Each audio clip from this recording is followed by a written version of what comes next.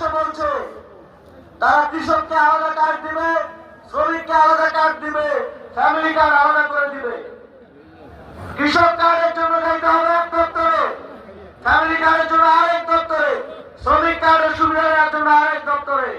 তারা আবারও সরকারের বিভিন্ন অফিসে ঘুরানোর যেই হয়রানি, সেই হয়রানি করার পরিকল্পনা করছে।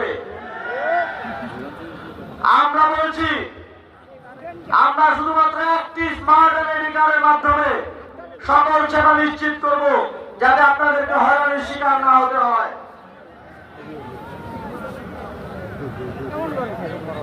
পীরগাছাবাসী, আমরা ইতিপূর্বে দেখেছি এখানে যে পরিবারতন্ত্র কায়েম আছে, তারা নির্বাচনের সময় লুঙ্গি শাড়ি দিয়ে মানুষকে বোকা বানানোর চেষ্টা করে।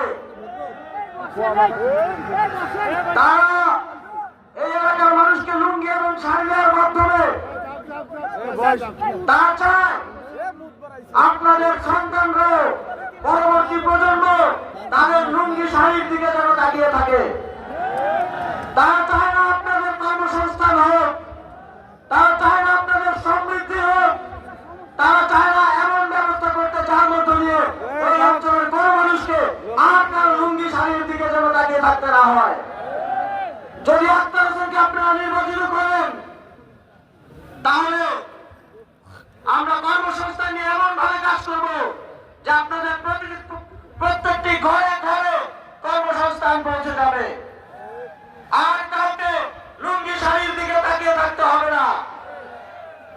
আপনারা প্রত্যেকটি ঘরে ঘরে চাকরি পৌঁছে দেওয়ার মধ্য দিয়ে সবাই স্বাবলম্বী হবেন। সংগ্রামী উপস্থিতি,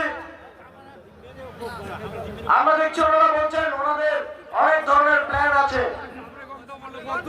আপনাদের যে প্ল্যান, গত 17 মাসে সারা দেশে চাঁদাবাজি লুটপাটের মধ্য দিয়ে বাংলাদেশের মানুষ দেখে ফেলেছে।